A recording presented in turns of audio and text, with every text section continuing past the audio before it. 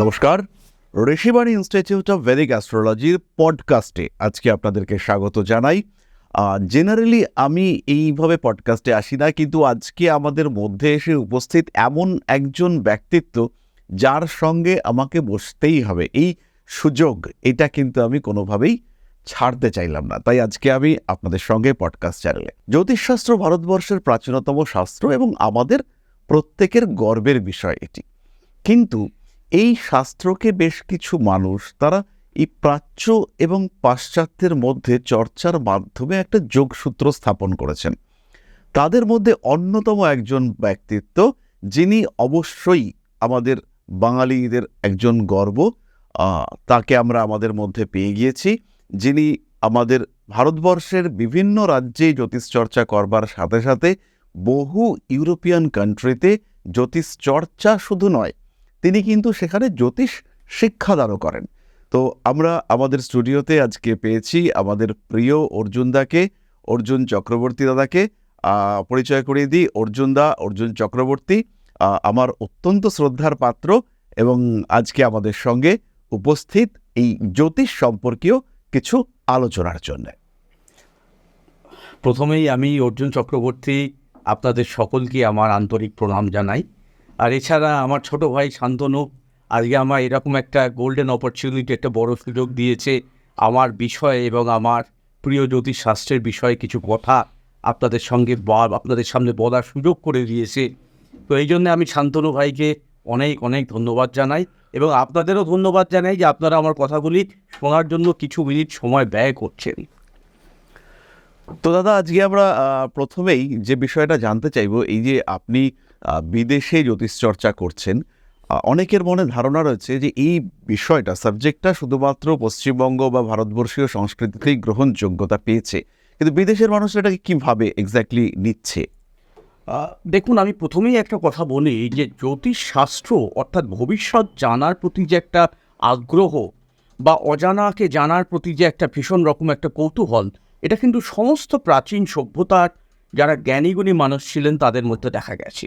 মানে মনীষী তো যে শুধু ভারতবর্ষে এসেছেন তা তো নয়, মনীষী পৃথিবীর বিভিন্ন অঞ্চলে বিভিন্ন সভ্যতায়, মিশরীয়, ব্যাবিলনীয়, মায়ান, বিভিন্ন সভ্যতায় আছে এবং প্রত্যেকটি সভ্যতায় কিন্তু জ্যোতিষীদের সম্মান করা হতো।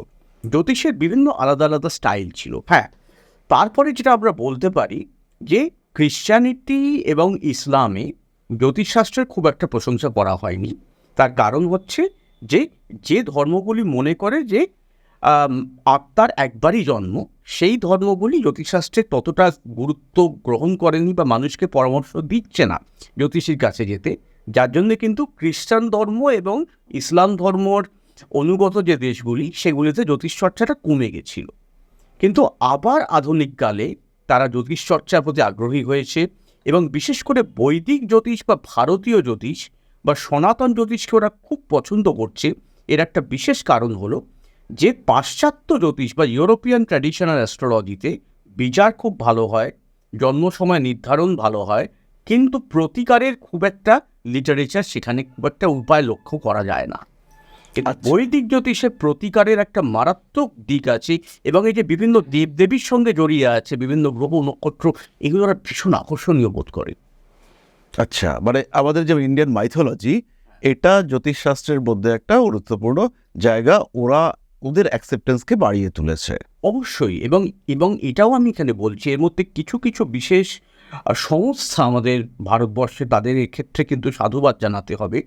যেমন ধরুন, আমি ইসকনের কথা বলতে পারি, আমি সত্য সাই বাবার অর্গানাইজেশনের কথা বলতে পারি, আমি আরও বিভিন্ন ব্রহ্মকুমারী ইত্যাদি যে বিভিন্ন অর্গানাইজেশন আছে, গৌড়ীয় মঠ, এরা যে ভারতীয় কালচারকে, ভারতীয় সভ্যতার যে বিভিন্ন আয়ুর্বেদ, জ্যোতিষ, যোগ, এইগুলি প্রচার সারা পৃথিবীতে করে চলেছে মানে নিরবিচ্ছিন্নভাবে, রামকৃষ্ণ মিশন, এরা কিন্তু একটা প্রচণ্ড ভারতীয় বিভিন্ন বৈদিক সাবজেক্টের ওপর মানুষের বিশ্বাসটাকে বাড়িয়ে দিয়েছে। অতএব এইটাও কিন্তু ভীষণ রকমভাবে একটা গুরুত্ব পেয়েছে, যার জন্যে আমি প্রথমে যখন বিদেশে যাই তখন কিন্তু কোনো না কোনো অর্গানাইজেশনে দীক্ষিত বা যাতায়াত করছে এইরকম মানুষরা বেশি এসেছেন আমার কাছে, বিদেশে এবং স্বদেশেও। তার পরবর্তীকালে কি হয়েছে না, তাদের আত্মীয় বন্ধু তারা যখন দেখছে বিষয়টা আমাদের জীবনে কাজে দিচ্ছে, উপকারে লাগছে, তারা তখন তাদের আত্মীয় বন্ধু ইত্যাদিদের ডাকছে। আচ্ছা, তো এটা একটা অনেক দিনের জার্নি। মোটামুটি আমার মনে হয় প্রায় 20 বছর ধরে বা তারও বেশি সময় ধরে আপনি এই দেশে বিদেশে জ্যোতিষ শিক্ষাদানের actually বিষয়টি আমার ওই, চালিয়ে যাচ্ছেন। বিদেশি বিভিন্ন স্কলারদের সঙ্গে যোগাযোগ হয়েছিল 2000 সালে। তখন আমার 23-24 বছর বয়স। তখন আমার জ্যাঠামশাই পণ্ডিত প্রদ্যোৎ চক্রবর্তী, যিনি মোরারজি দেশাইয়েরও হাত দেখিয়েছেন, বিধান রায়ের হাত দেখেছেন, তো তিনি আমার প্রথম গুরু। তো তার একজন খুব প্রিয় ক্লায়েন্ট ছিলেন রামকৃষ্ণ মিশনের লাইব্রেরিয়ান, বোলপাট রামকৃষ্ণ মিশনের লাইব্রেরিয়ান শ্রী কেশবচন্দ্র সরকার। আচ্ছা, তাঁর চেনাশোনা অনেক বিদেশি ইন্ডোলজি স্কলাররা ছিল, যারা তাদের এই বিষয়ে পিএইচডির জন্য আমার জ্যাঠামশাইয়ের সঙ্গে দেখা করতে আসতেন। এবং জ্যাঠামশাইয়ের তখন অলরেডি 73-74 বছর বয়স। উনি বলে দিতেন, আমার অত বকা সম্ভব না, আমার ভাইপোর সঙ্গে কথা বলো। তো সেই থেকে ওরা আমাকে খুব ভালোবাসতে শুরু করলো, এবং 2007 সালে আমি প্রথম বিদেশে গিয়েছিলাম। আচ্ছা, সেই থেকে আজ 2026 হয়ে গেল। আমি প্রায় 27-28 বার গেছি। আমি বছরে প্রায় 190 দিন বিদেশে থাকি। ইউরোপের 5টা বিশ্ববিদ্যালয়ে ভারতীয় জ্যোতিষের ওপর লেকচার দিয়েছি। এছাড়া জার্মান অ্যাস্ট্রোলজার্স অ্যাসোসিয়েশনের অ্যানুয়াল জেনারেল কনফারেন্স বনে, সেখানে একমাত্র মানে ওয়েস্টার্ন অ্যাস্ট্রোলজার হিসেবে, একমাত্র বৈদিক জ্যোতিষের প্রতিনিধি হিসেবে আমাকে লেকচার দিতে ডাকা হয়েছিল। তো এগুলো হয়েছে, এগুলো সবই ঈশ্বরের কৃপা। এগুলো কোনো অহংকারের ব্যাপার বলে মনে করছি না। আমার যোগাযোগ এসেছে, আমি পেরেছি। অন্য কারোর যোগাযোগ এলে তারাও একই কাজ করতে পারত। এটাই আপনার মহানতা। যাই হোক, এই বিষয়ে একটা কথা প্রথমেই উঠে এলো, সেটা হচ্ছে পূর্বজন্ম। তো এর আগে আমরা দেখেছি আমাদের বিভিন্ন স্কলার যেমন KN রাও বা BV রামন, এরা প্রত্যেকেই পূর্বজন্ম বিষয়টিকে ভীষণ গুরুত্ব দিয়েছেন। তো বর্তমান জন্ম বা এই জন্ম আর পূর্বজন্ম, মাঝখানে রয়েছে প্রারব্ধ এবং কর্মফল। এই জায়গাটাতে জ্যোতিষের ভূমিকা বলবো না, জ্যোতিষ আগের জন্ম থেকে এই জন্মে কিভাবে কর্মফল ট্রান্সফারের সঙ্গে রিলেটেড, এটা আপনি কি মনে করেন? দেখুন, ওই যে প্রথমেই আমি যে কথাটা বললাম, আচ্ছা আমি এখানে ওকে আপনি বলছি, অ্যাকচুয়ালি কিন্তু বলি না আপনি, তুমি বলি, আবার ছোটো ভাইয়ের মতো। কিন্তু অনুষ্ঠান যেহেতু, ওকে একটু বেশি সম্মান দিয়ে আপনি আগে করছি। এটা অ্যাকচুয়ালি দর্শকদের আপনি করা হচ্ছে। নিশ্চয়ই। আচ্ছা, তো এখানে যে বক্তব্যটা হলো, যে ওই যে প্রথমেই একটা কথা বললাম না, যে ধর্মগুলি জন্মান্তর একটি আত্মার বারবার জন্মকে সমর্থন করছে, হিন্দু ধর্ম, বৌদ্ধ ধর্ম, শিখ ধর্ম, জৈন ধর্ম, তো সেই সমস্ত ধর্মগুলিতে কিন্তু জ্যোতিষশাস্ত্রের প্রভূত প্রশংসা করা হয়েছে এবং জ্যোতিষশাস্ত্রের গুরুত্বের বিষয়ে নানা বক্তব্য রাখা হয়েছে। তো এখানে ব্যাপারটা হচ্ছে কি, যে একটা মানুষ বা এমনকি একটা প্রাণী, সে যদি মানুষ না হয়, কোনো চতুষ্পদ প্রাণীও হয়, বৃক্ষও হয়, কীটপতঙ্গও হয়, বরাহমিহির তাদেরও কুষ্ঠির বিচারের কথা বলেছেন। তো এবার যখন হচ্ছে কি, আমি পূর্বজন্মে শুধু নয়, তারও আগের বিভিন্ন জন্মে আমি যে বিভিন্ন রকম কর্মফল সৃষ্টি করেছি, আমার যেভাবে ভালো মন্দ মিশ্র বিভিন্ন রকম ক্রিয়াকর্মের মাধ্যমে, তো সেই অনুসারেই আমার এই জন্মে কখন কোন অবস্থায় কোথায় কী পরিস্থিতিতে জন্ম হবে, কীরকম গ্রহ পরিস্থিতিতে আমার এই জন্মে আমাকে জন্মাতে হবে, সেটা নির্ধারণ হচ্ছে। এবং এমন একটা টাইমেই আমার জন্মটা হতে বাধ্য, যে টাইমে গ্রহ নক্ষত্র এমন এমন অবস্থানে থাকবে, যে আমার আত্মার যেটা ঠিক কার্মিক ম্যাপ, এই শব্দটা আমি একটু ইংরেজি শব্দ ব্যবহার করছি, কার্মিক মানচিত্র, কর্ম সম্বন্ধীয় মানচিত্র, সেটা ঠিক সেই জায়গায় আসবে। সেরকম সময়ই আমাকে জন্মাতে হবে, সেই স্থানে, সেই রকম পরিবারের সমাজে আমাকে জন্মাতে হবে। যাতে পূর্বজন্মের যে অংশটুকু আমার ইনকমপ্লিট রয়ে গেছে, তার কিছুটা অংশ আমি এই জন্মে কমপ্লিট করব। হ্যাঁ, করতেই হবে। বা কমপ্লিট পুরোপুরি নাও হতে পারে, কিন্তু আমাকে ওইখান থেকে আবার জার্নিটাকে আমাকে কন্টিনিউ করতে হবে। নতুন কর্মা বা নতুন কর্মফল অর্জিত হতে পারে। হ্যাঁ, রচিত তো হতেই পারে। তো সেখানেও একটা ব্যাপার আছে, যে আমাদের ধরুন, এখানে একটা খুব ইন্টারেস্টিং কথা আমি আপনাকে বলছি, যদি এই প্রশ্নটা আপনি আমায় তোলেননি, এটা বিষয়টা বোঝাতে সাহায্য করবে। যে যেমন ধরুন, আমাদের দুরকম ছক হয়, বিভিন্ন রকম ছক হতে পারে। একটা তো হচ্ছে জন্মকুণ্ডলী, যেটা নিয়ে আমরা সবাই পড়াশোনা করি, আর একটা হচ্ছে প্রশ্নকুণ্ডলী। তো এখানে প্রশ্ন মার্গ গ্রন্থে একটা কথা বলা হয়েছে, যে প্রশ্ন জ্যোতিষের গুরুত্ব অসীম কেন। আমরা সাধারণত ভাবি যে জন্ম সময় না থাকলেই কি ইত্যাদি সময় প্রশ্ন জ্যোতিষ প্রয়োগ করবো, নট নেসেসারিলি। আমি প্রশ্ন জ্যোতিষ প্রয়োগ করি প্রায় প্রত্যেকটা প্রশ্নের ক্ষেত্রে। কারণ বলা হচ্ছে যে আমি যখন জন্মগ্রহণ করেছি, সেই অনুসারে ধরা যাক বোঝা গেল যে 40 বছর বয়সে আমি ব্যবসায় সব কিছু হারিয়ে ডুববো, এবার সেটা আমি জানতে পারলাম যখন আমি 38 বছর বয়সে একজন গুণী জ্যোতিষীর কাছে গিয়ে পৌঁছলাম। জ্যোতিষী, হস্তরেখাবিদ, সংখ্যাতত্ত্ববিদ যেমনই তিনি হন, তিনি বললেন, হ্যাঁ 40 বছর বয়সে আপনার খুব বিপদ, অর্থনৈতিক বিপদ। তো তখন আমি তাহলে উপায় কী? এবার জ্যোতিষশাস্ত্রে উপায়ের কথা বলা আছে। এই উপায়টা বলা হচ্ছে, উনি হয়তো বিভিন্ন রকম কিছু বললেন এবং সেই জিনিসগুলো সেই ব্যবসাদার অক্ষরে অক্ষরে পালন করলেন, এবং ঠিক 40 বছর পূর্ণ হওয়ার 1 মাস আগে আবার সেই জ্যোতিষীর কাছে গেলেন। এবং তখন যদি আমি শুধু জন্মকুষ্ঠিটা দেখি, আমি তো সেই একই দশা, অন্তর্দশা, গোচর একই পাবো। তখন প্রশ্নকুণ্ডলী বিচার করে তিনি বলে দেবেন যে পরিবর্তন হয়েছে কিনা। এক্স্যাক্টলি। তাহলে দাদা, এই কথার পরিপ্রেক্ষিতে আমি একটা প্রশ্ন করব, যেটা একটু কনফিউজিং।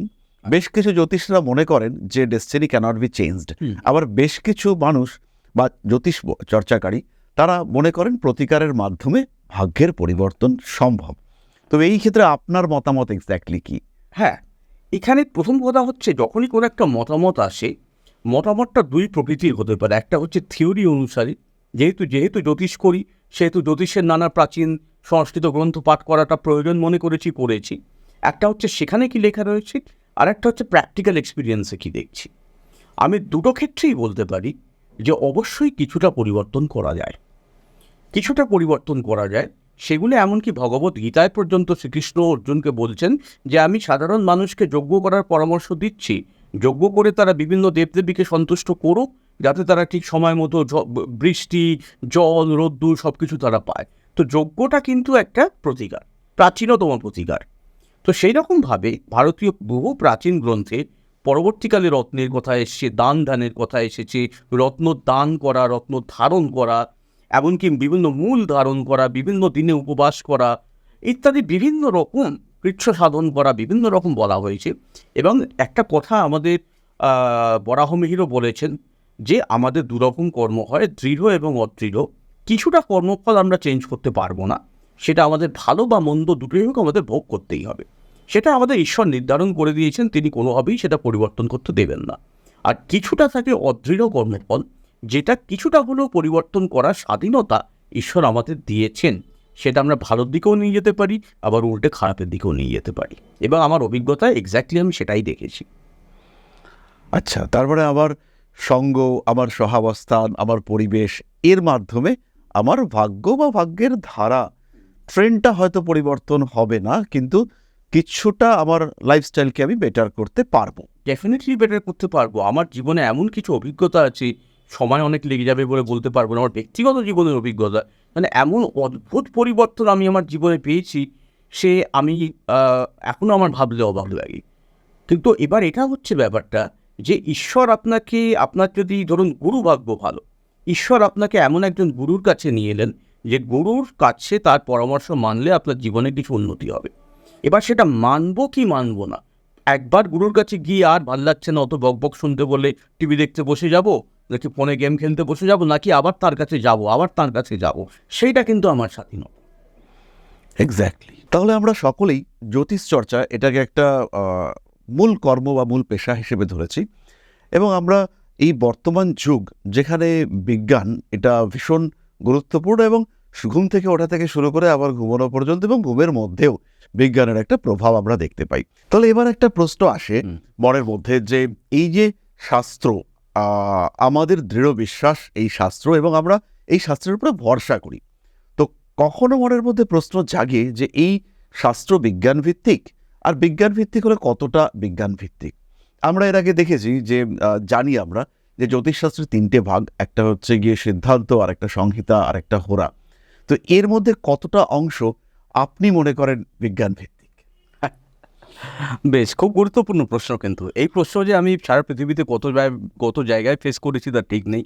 বিশেষ করে বিভিন্ন ইউরোপিয়ান ইউনিভার্সিটিতে বিজ্ঞানের ছাত্রছাত্রীরাও আছে যে প্রশ্ন করব আমরা, এবং ওখানে নিয়ম হচ্ছে আমাদের কনফারেন্সে কিন্তু আমরা সাধারণত বক্তৃতা দিয়ে নমস্কার করে নেমে যাই। ওখানে 1 ঘন্টা আমি বক্তৃতা দেবো, তারপর 1 ঘন্টা আমার প্রশ্নের উত্তর দিতে হবে। তো সেখানে প্রশ্নের উত্তর সব রকমই দিতে হতে পারে। তো এইখানে একটা কথা বলি যে প্রথমেই আমাকে বুঝতে হবে যে এটা কিন্তু কর্মফলের ওপর বেস করে একটা সাবজেক্ট, এবং সেখানেই কিন্তু পূর্বজন্ম পরজন্ম ব্যাপারগুলো আসছে। আপনি যদি মনে করেন এটা বিজ্ঞান, তাহলে এটা পরিপূর্ণ বিজ্ঞান। আপনি যদি মনে করেন এটা বিজ্ঞান নয়, তাহলে এটা একটা আধ্যাত্মিক দৈব বা ডিভাইন সায়েন্স। এর মধ্যে একটা অ্যাস্ট্রোনমিক্যাল পার্ট আছে, যে টাইমটা হচ্ছে যেটা আমাদের সিদ্ধান্ত, যেটা বলা হয় সিদ্ধান্ত করণ ইত্যাদি। তো যেখানে কিনা গ্রহ নক্ষত্র আকাশে কোথায় কোন অবস্থায় ছিল, আছে এবং ভবিষ্যতে থাকবে, এটা টোটালি বিজ্ঞান। এখানে বাইরে অবিজ্ঞানের কোনো কোনো জায়গা নেই। এবার একটা জিনিস খেয়াল রাখুন, মুনি ঋষিরা যখন বসে জ্যোতিষ গণনা করেছেন বা আমাদের জ্যোতিষ শিক্ষা দিয়েছেন, জ্যোতিষের সূত্রগুলিকে লিপিবদ্ধ করেছেন, তখন কি তাদের হাতে ল্যাপটপ ছিল? গ্রহের অবস্থানগুলো নির্ণয় করে দিত ল্যাপটপের প্রোগ্রাম। আমি যে সময় থেকে জ্যোতিষ করছি তখন ল্যাপটপ ছিল না। তখন পঞ্জিকা, এফিমারিস, এগুলো এক ধরনের পঞ্জিকা, কিন্তু সেখানেও কিন্তু আমরা কিছু astronomical information NASA, Birla planetarium ইত্যাদি জায়গা থেকে পেয়েছি। সেখান থেকে হাতে কিছু অ্যাডিশনাল গণনা করে আমরা স্পেসিফিক গ্রহ নক্ষত্রের অবস্থান করেছি। এবার একটা জিনিস চিন্তা করে দেখুন, এই যে নাসা বলুন বা বিড়লা প্ল্যানেটোরিয়াম বলুন, যে অর্গানাইজেশনই বলি, যে ইনস্টিটিউশনই বলি অ্যাস্ট্রোনমি রিলেটেড, তারা বলতে পারে যে বিজ্ঞানের দিকটা তো আমরা করছি আর অবিজ্ঞানের দিকটা তোমরা করছো। এবার একটা জিনিস ভেবে দেখুন, যে মুনি ঋষিরা এই গণনাগুলো নিজেরা করতেন, অ্যাস্ট্রোনমিক্যাল গণনাগুলো, তারা কত বড় বিজ্ঞানী ছিলেন। অতএব জ্যোতিষশাস্ত্রটা কিন্তু যারা প্রচলন করেছেন, যারা আমাদের শিখিয়েছেন, তারা নিজেরাই কিন্তু টপ ক্লাস সায়েন্টিস্ট ছিলেন। অতএব সায়েন্টিস্টরাই কিন্তু জ্যোতিষশাস্ত্রটাকে আমাদের মধ্যে নিয়ে এসেছেন। এবার কথা হচ্ছে কি, তাও আমি বলবো যে এটা বিজ্ঞান হিসেবে মানা হচ্ছে কি হচ্ছে না তাতে আমার কিছুই এসে যাচ্ছে না। এটাকে আমি বলতে পারি বিজ্ঞান, কিন্তু পিওর সায়েন্স নয়।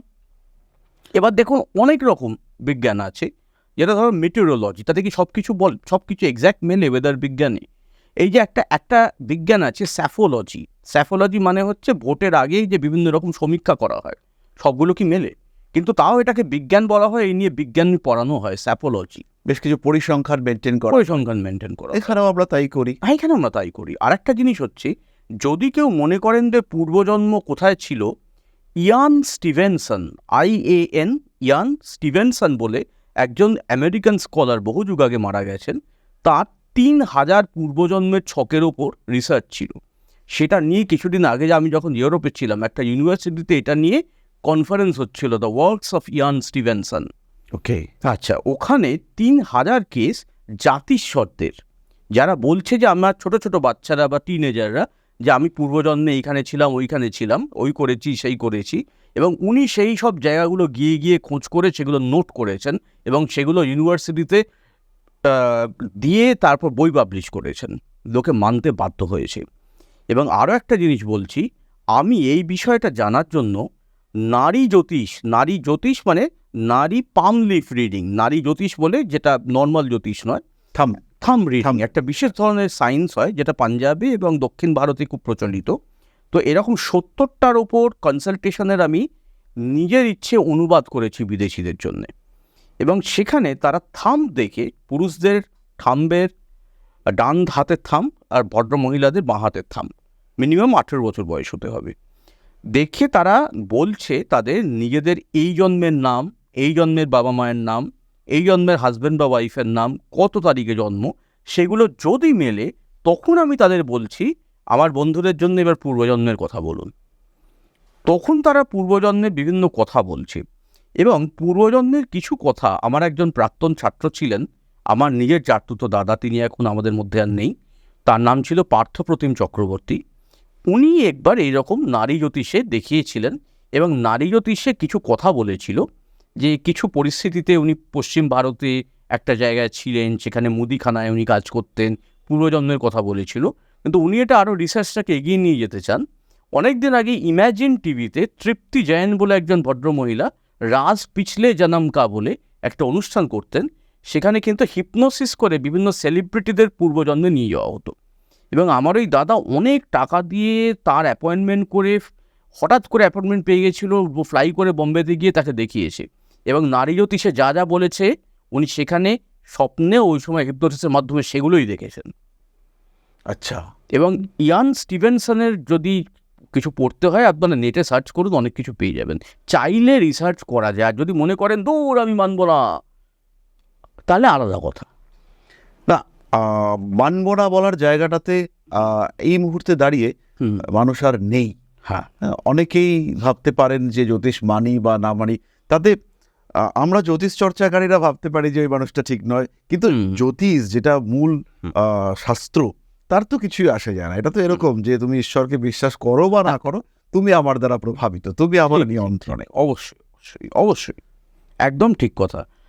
আর আমি তো মনে করি যে বিজ্ঞানও নিশ্চয়ই একটি সম্মানীয় শাস্ত্র এবং আধ্যাত্মবিদ্যাও সম্মানীয় শাস্ত্র। দুজনে হাত মিলিয়ে চলতেই পারে। একটাকে বিজ্ঞান বা আধ্যাত্মিক কিছু প্রমাণ করারও কোনো প্রয়োজন নেই। আমাদের যদি উপকারে লাগে তাহলে আমরা সেটাকে ব্যবহার করতে পারি। সেটা বিজ্ঞান বলি বা আধ্যাত্মিক বিজ্ঞান বলি, তাতে আমার কিছু এসে যাচ্ছে না। আমার মানুষের জীবনে যদি সেটা আমি মানুষের উপকার করতে পারি, মানুষ আসবে।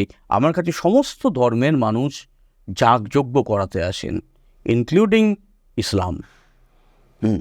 প্রতি মাসেই যাগযজ্ঞ করান।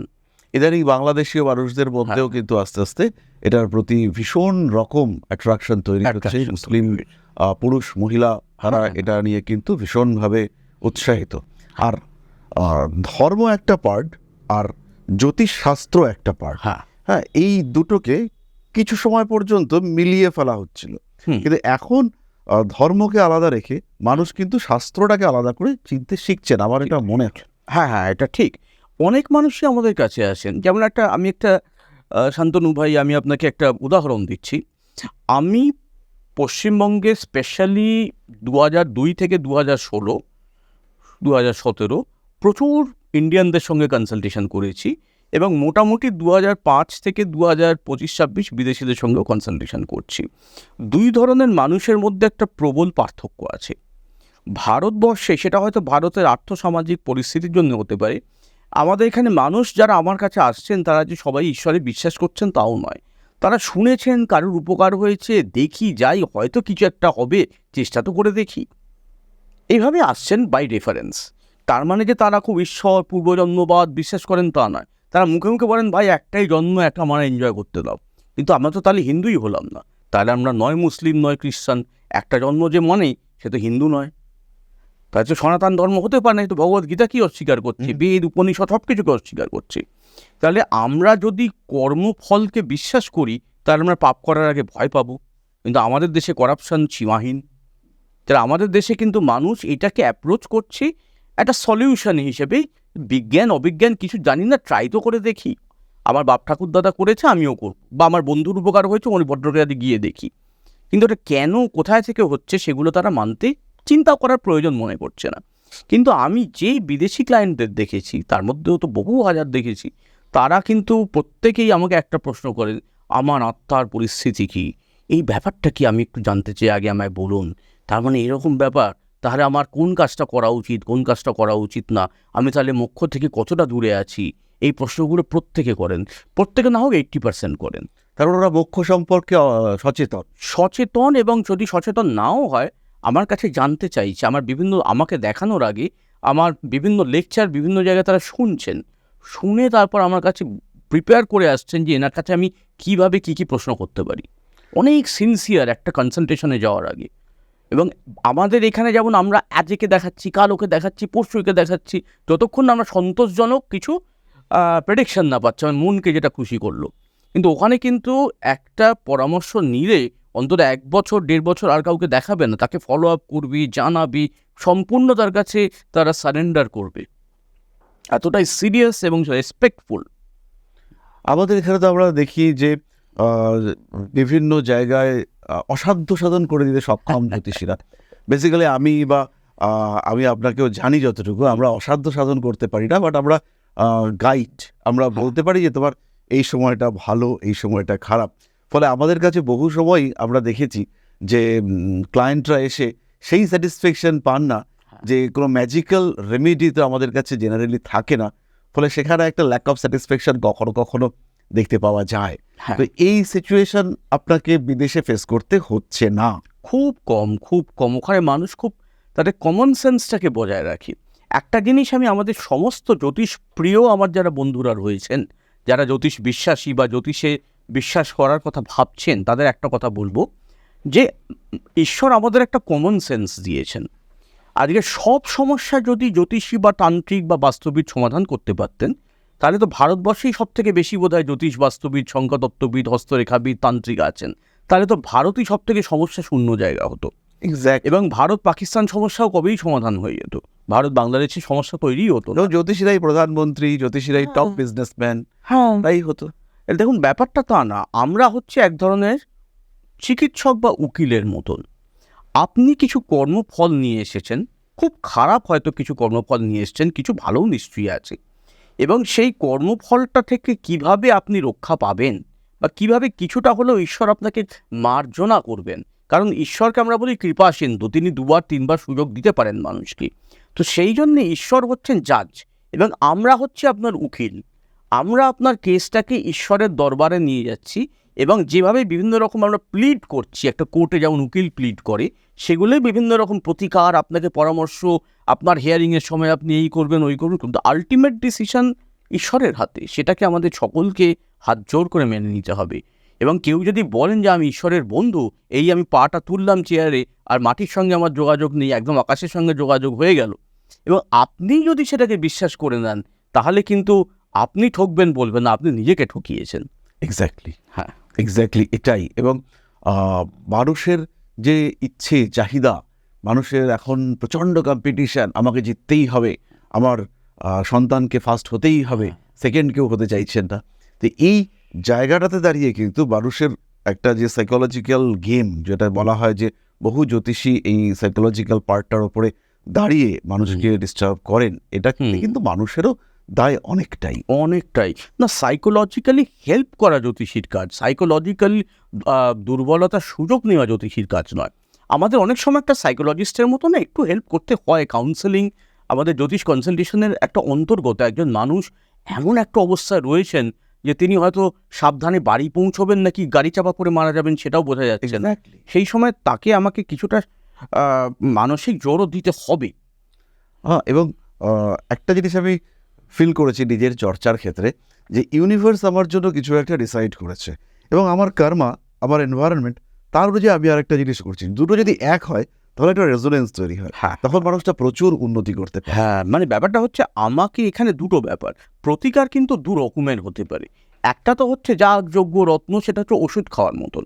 আর একটা জিনিস হচ্ছে যে আমাকে বোঝা যে আমার শরীরটা কী ধরনের, আমাকে কী ধরনের খাওয়া দাওয়া করতে হবে, আমাকে যোগাসন করতে হবে, সকালে হাঁটতে হবে, সেটা হচ্ছে আমার নিজের সঠিক পথ বেছে নিজের জন্য নিজেকে কিছু করা, যেটাকে আমরা পারসিভিয়ারেন্স বলতে পারি, হার্ড ওয়ার্ক বলতে পারি, অভ্যেস।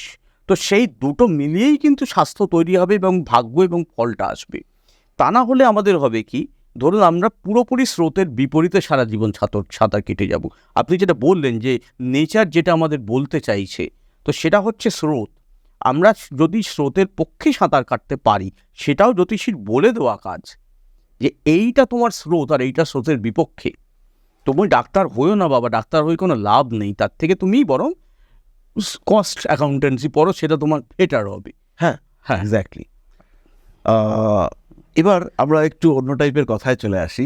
এই যে গ্রহরা, আমরা বলি যে 10টা সিগনিফায়ার আমাদের রাশিচক্রে ঘুরে বেড়াচ্ছে। গ্রহ রয়েছে যেমন বুধ, শুক্র, এরা রয়েছে গ্রহ, উপগ্রহ রয়েছে চন্দ্র, সূর্য রয়েছে, নক্ষত্র। জ্যোতিষের ভাষায় আমরা এদের প্রত্যেককেই গ্রহ হিসেবে ট্রিট করছি। কিছু বিন্দু রয়েছে যেমন রাহু, কেতু, আমরা অ্যাস্ট্রোলজিক্যালি এদেরকে গ্রহ বলছি। তো এদের মধ্যে এই বর্তমান সময়ে কাকে আপনার সবচেয়ে বেশি নির্ভরযোগ্য মনে হয়, যে যার উপরে ভরসা করে আমরা জ্যোতিষ চর্চাকারীরা নির্দ্বিধায় প্রেডিক্ট করতে পারি যে এ সোজা ফল দেবে, এ সোজা হাঁটবে, এ যেটা বলবে সেটা হচ্ছে কি আমরা আমার মনে হয় এরকম কেউ এইভাবে অত নিশ্চিন্তে কাউকে কারোর নামই আমি নিতে পারবো না। তবে আমি বলবো যে এই সময় মানে দুটি গ্রহের কথা বলবো, তাদের প্রভাব খুব বেশি লক্ষ্য করা যাচ্ছে, শনি এবং রাহু। এক্স্যাক্টলি, এই দুটি গ্রহের প্রভাব, এটা কলিযুগ তো, এই দুটি গ্রহের প্রভাব খুব প্রবল। একটা কথা শুনবেন, আমরা শনিকে গ্রহরাজ বলে থাকি, আমরা বলি বড় বাবা গ্রহরাজ ইত্যাদি বলি, কিন্তু জ্যোতিষশাস্ত্রে কিন্তু লেখা আছে শনি হচ্ছেন ভৃত্য, ভৃত্যের কারক, রাজার কারক নন, কিন্তু রাজার কারক তো সূর্য। তো এবার তার মানে পরিস্থিতিটা হচ্ছে যেটা একবার ওই বিক্রমাদিত্যের রাজসভায়, বিক্রমাদিত্য একবার যে রাজসভায় বড় বড় জ্যোতিষীরা ছিলেন, নবরত্ন বড় বড় জ্যোতিষীরা ছিলেন, তো সেখানে যেমন আমাদের আর্যভট্ট ছিলেন, মিহিরাচার্য ছিলেন, এরা সব ছিলেন। তো সেখানে একটা রাজা বিক্রমাদিত্য সবাইকে একটা দায়িত্ব দিয়েছিলেন যে সবাই একটি গ্রহের ওপর লেখো যে কোন গ্রহ কি কারণে আজকে কলিযুগে এত গুরুত্বপূর্ণ। তো সব দেখে সবার লেখার পর সিদ্ধান্ত হয়েছিল শনির গুরুত্বই সব থেকে বেশি। তো এবং রাহুর গুরুত্ব যেন এখন কলিযুগে যত আমরা ভিতরে ঢুকছি, শনির থেকেও রাহুর গুরুত্ব যেন কিরকম একটা অদ্ভুত রকম, একটা বিকৃত রকমভাবে বেড়ে যাচ্ছে। এটা খুব খুব দুঃখজনক। শনি কিন্তু ধর্মেরও কারক। শনি একটু এক্সট্রিমিস্ট, মানে নয় একদম ভীষণ রকম নিয়ম নীতি কুসংস্কার, আর নয় একেবারে টোটাল উদার, মানে শিব ঠাকুরের মতন শ্মশানে বসে আছেন, কী পড়ে আছেন তারও ঠিক নেই। ওরকম ত্যাগ এবং মায়া ত্যাগ করা শনির মতো কারোর পক্ষে সম্ভব না। আবার শনি প্রচণ্ড মায়ার কারক, সব কিছু আঁকড়ে ধরে আছি। তো শনি এক্সট্রিম, কিন্তু রাহুর এমন কিছু পজিশন আমরা দেখতে পাচ্ছি। একটা জিনিস দেখবেন শান্তনুবাবু, যে এখন কিন্তু সব মানুষ খুব তাড়াতাড়ি অর্থ উপার্জনের চেষ্টা করছেন। এক্স্যাক্টলি। এবং নতুন যে হ্যাঁ। যাকে আমরা জেন জি বলছি, হ্যাঁ হ্যাঁ তাদের মধ্যে অর্থ উপার্জন মানে হ্যাঁ, তারা ওই অর্থটাকেই প্রাধান্য দিচ্ছে। তো এখানে একটা জিনিস দেখবেন, আজকে ধরো আমাদের খেলাধুলার মধ্যেও বড় বড় খেলোয়াড়রা, ইনক্লুডিং, আমি কারোর নাম বলা উচিত নয়, কিন্তু খুব সম্মানজনক যারা খেলোয়াড়রা, একজন দুজনকে বাদ দিয়ে, তারাও কিন্তু স্পোর্টস বেটিং ধরনের ব্যাপারকে আইপিএল টাইপিএলে অ্যাড করছেন যে বেটিং করুন বিভিন্ন রকম সাইটে। তারপরে দেখুন আমরা পাড়ায় পাড়ায় বিভিন্ন রকম লটারির দোকান, অস্বাভাবিক। মানে যারা খুব গরিব মানুষ, রিক্সা চালিয়ে ঘর করেন, তারাও লটারি লটারি লটারি পাগল হয়ে যাচ্ছে। মদ্যপান, নেশার প্রতি একটা প্রচণ্ড আগ্রহ চতুর্দিকে। মানে মানুষ, আমি তো আজ অব্দি জীবনে কোনো দিন, আমি 25টা দেশে গেছি, বাট আমি সত্যি কথা বলছি, আমি জীবনে কোনো দিন মদের স্বাদটা কি তাই জানি না, টোব্যাকো তো কখনো টেস্ট করিনি। মানে কিন্তু আমার তো তাতে কোনো অসুবিধা হচ্ছে না। মানে কিন্তু লোকে এখন এই জিনিসগুলোর প্রতি প্রচণ্ডভাবে আসক্ত হয়ে যাচ্ছে। এবং আমি এমনও কিছু দেখেছি, যেটা 8 বছরের বাচ্চার জন্মদিনে মা তাকে নিজে হাতে তুলে দিচ্ছে, আজ তোর হোক, মানে আমার আত্মীয় পরিজনের মধ্যেই, মানে আজ তোর অভিষেক হোক, বড় হয়ে তো খাবি, আমরাও খাচ্ছি, তুই একটু খা। এরকম একটা অদ্ভুত রকম একটা নির্লজ্জতা দেখা দিচ্ছে। এটা তো মানসিক রোগ, মানসিক বিকৃতি, বিকৃতি, প্রচণ্ড বিকৃতি। অতএব রাহুর ভূমিকা বড় প্রচণ্ড, খুব ভয়ঙ্কর রকম হয়ে যাচ্ছে। রাহুকে আমি ভয় পাচ্ছি সত্যি। এবং পুরুষ মহিলা শিশু নির্বিশেষে আমরা রাস্তাঘাটে বেরোলে পরেও দেখতে পাই যে একদম কেউ মানুষের নিরাপদ মধ্যে নয়। যেন নিজের ক্ষমতা, নিজের শক্তি এক্সপ্রেস করার জন্য এরা এই ব্যাপারগুলো করে যাচ্ছে। আরেকটা জিনিস দেখবেন শান্তনু, সরি কিছু মনে করবেন না, আমি জানি এর মধ্যে আমার পরিবারের লোকজনও আছে, আমিও হয়তো আছি। আমরা অস্বাভাবিক নিজেদের বাইরে কীরকম দেখতে লাগছে সেটা নিয়ে খুব কনসার্নড। মানে একটা ছবি তোলা, মানে পাগলের মতো মানুষ নিজেদের ছবি তুলছে, আর সেগুলোকে নিয়ে মানে মানে কী করবে, কীভাবে মানুষ নিজেদের ছবি তুলবে বুঝতে, মানে মানে ব্যাপারটা হচ্ছে যে ইনার কোয়ালিটির থেকে বাইরের অ্যাপিয়ারেন্সের গুরুত্ব বেড়ে যাচ্ছে। এটাই আমার বক্তব্যটা হচ্ছে, সেটা বিভিন্ন রকমভাবে, এবং এতে অবক্ষয়, আরো অবক্ষয়। আর আপনার কথা মতো রাহুর প্রভাব, রাহুর প্রভাব মানেই হচ্ছে কি আস্তে ধ্বংস আরো ধ্বংস, এই দিকটাতে চলে আসছেই মানুষ। হ্যাঁ, এটা খুব উদ্বেগজনক। এটা আমাদের নিজেদেরই হাতে কিছুটা আছে। রাহুকে বলা হয় যে ষষ্ঠ ভাবের কারক, ষষ্ঠ ভাব মানে ষড়রিপু। আমাদের জ্যোতিষশাস্ত্র যারা একটু পড়েন বা ভালোবাসেন তারা বুঝতে পারবেন যে ষষ্ঠ, আমাদের জ্যোতিষের রাশিতে 12টা ভাব আছে, 12টা ঘর আছে। তার মধ্যে 6 নম্বর ঘরটাকে একটা অশুভ ঘরের মধ্যে ধরা হয়, এবং সেখান থেকে শত্রু, রোগ, ঋণ, ঝগড়া, ঈর্ষা এগুলো ধরা হয়। তো অ্যাকচুয়ালি ওই যে রিপু শব্দটার মানে হচ্ছে শত্রু। এগুলো অ্যাকচুয়ালি ভিতরের রিপু, মানে কাম, ক্রোধ, লোভ, মোহ, মদ, মাৎসর্য। এগুলো যদি আমরা নিজেরা প্রত্যেকের নিজেদের মধ্যে কন্ট্রোল করি এবং আমাদের সন্তানদের কন্ট্রোল করার পরামর্শ দিই, তাহলে কিন্তু এই যে সব জিনিসগুলো, রোগ, বিবাদ, শত্রুতা, ঋণ জনিত সমস্যা, সবগুলোই পৃথিবী থেকে আস্তে আস্তে কমতে থাকবে। এগুলো রাহুল কারকতা। এবং এর জন্য পুরাণ পড়তে হবে, মহাভারত পড়তে হবে, গীতা পড়তে হবে। গীতা পড়লে হবে না, গীতার মর্মার্থ অনুভব করতে হবে, সেটাই হচ্ছে ব্যাপার। পড়ি আমরা অনেকেই অনেক কিছু, আমরা তো অনেকে বলে যে আমি দিনে 1.5 ঘন্টা মন্ত্র পাঠ করি, তো মন্ত্রের অর্থগুলোই তো তারা হয়তো অনেকে জানেন না যে আমি কি বলছি। তো এই যে সমস্যা, এর জন্য যদি আমরা কিছু সিম্পল প্রতিকার করতে চাই, যেটা অ্যাভারেজ প্রত্যেকটা মানুষ করতে পারে, সিম্পলি করতে পারে। রাহুর জন্য এই জায়গাটা থেকে দুটো দিকে মানুষ চান। যেমন হচ্ছে গিয়ে আমি দেখাতে চাইছি, বা আপনার যেটা বললেন যে মা ড্রিঙ্ক করছেন, সন্তানকে হয়তো তিনি একটু অভিষেক করিয়ে দিলেন, কিন্তু তার মধ্যেও কিন্তু দিনের শেষে আলটিমেটলি তো মানুষ, আমরা ফিল করি যে এদের মধ্যেও কিন্তু একটা পাপবোধ কাজ করে। তিনি কিন্তু ওই জায়গাটা থেকে ফিরে আসতেও চান। তাহলে এরকম কি করা যেতে পারে যেটা ইজি? আমি খুব প্র্যাকটিক্যাল বলবো কিছু, যে কয়েকটি কাজ করা যায় কিন্তু একটু ডিফিকাল্ট, মানে কিছু কারণে। তবে আমি একটা খুব সিম্পল জিনিস বলবো। অনেকেই বলেন আমি রোজ আদ্যাস স্তোত্র পাঠ করি, অনেকেই বলেন আমি নবগ্রহ স্তোত্র পাঠ করি। তো আমি এখানে একটা সিম্পল কথা বলবো, যে ভৈরব চালিসা বলে একটা চালিসা আছে। আমরা ভাবি তো হনুমান চালিসাই শুধু হয়, তা নয়, প্রচুর চালিসা আছে। রাম চালিসা, কালী চালিসা, কৃষ্ণ চালিসা, শনি চালিসা, প্রচুর চালিসা আছে। তার মধ্যে বটক ভৈরবের মন্দিরে আমি কাশিতে, আমি আজ সকালেই কাশি থেকে ফিরেছি, কাশিতে আমি মাঝে মাঝেই যাই। তার একটা কারণ হচ্ছে কাশী এমন একটা জায়গা যেখানে প্রায় সমস্ত ধরনের মন্দির একটা শহরের মধ্যে উপলব্ধ, তার জন্য অন্য কোথাও যেতে হয় না। আচ্ছা, খুব ইন্টারেস্টিং। মানে এমনকি যারা ওই যে যোগিনী দশার যে বিভিন্ন সংকটা ব্রাহ্মণী, তাদেরও সব মন্দির আছে ওখানে। তো এবার এখানে হচ্ছে কি, আমি বটক ভৈরবের মন্দিরে গিয়ে দেখেছি, ভৈরব তো শিবেরই একটি রূপ। এখানে দেখেছি যে মানুষ ওখানে মদ নিয়ে যাচ্ছে এবং সেটাকে শিবের গায়ে ঢালছে। মানে শিব তো নেগেটিভ এনার্জি অ্যাবজর্ব করতে পারেন, তিনি তো নীলকণ্ঠ, বিষ ধারণ করতে পারেন। মানে আমার এইগুলো আমি তাকে দিয়ে দিচ্ছি।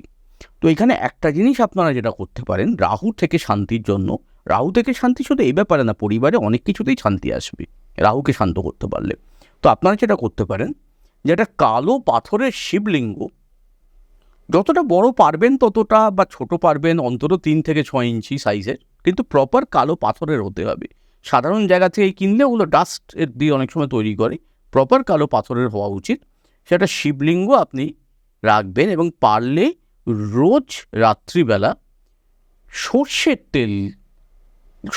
তেল দিয়ে ওটাকে 3-4 বার করে অভিষেক করবেন, সূর্যাস্তের পরে যে কোনো সময়। তাহলে এর জন্য কি কোনো মন্ত্র আছে? মন্ত্র যদি করতে চান, আমি শুধু একটা ছোট্ট মন্ত্র বলবো, ওম রাং রা হবে নম। এই মন্ত্রটা বলতেই কোনো সংখ্যা গোনারও এই ক্ষেত্রে দরকার নেই, অভিষেকটাই হচ্ছে মেন।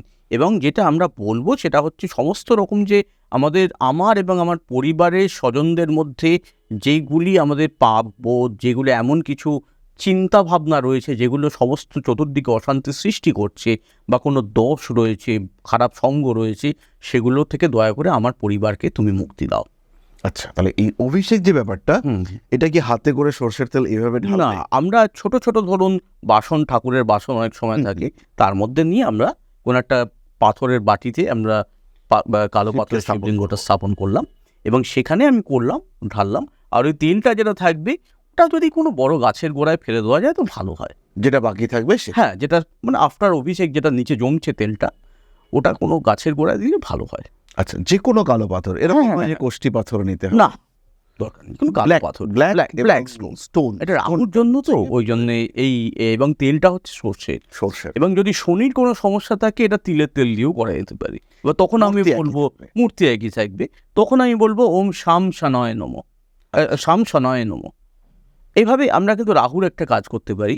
রাহুর খুব প্রবল সমস্যা যদি থাকে, তখন আরেকটা কাজ করা যেতে পারে, সেটা হচ্ছে যে ওই আমরা এটা কাশিতে করাই অ্যাকচুয়ালি, একটু খরচা হয়, যেটা বড় কোনো সমস্যার ক্ষেত্রে, মামলা মোকদ্দমা, নেশা কিছুতেই ছাড়ছে না আমার ছেলে, কলেজে গিয়ে নেশায় জড়িয়ে গেছে, এরকম বিভিন্ন রকম সমস্যা, বা ক্রাইমের সঙ্গে যুক্ত হয়ে যাচ্ছে।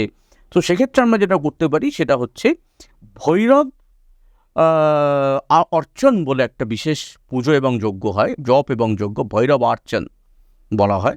তো সেটা আমরা কোনো একটা, যেখানে আপনার জ্যোতির্লিঙ্গ আছে এরকম যে কোনো জায়গায়, যদি আমি কোনো ব্রাহ্মণের সঙ্গে সম্পর্ক ক্রিয়েট করতে পারি, নেটেও অনেক যোগাযোগ পাওয়া যায়, তা না হলে আমাদের কাছে চাইলে আমরাও হেল্প করতে পারি।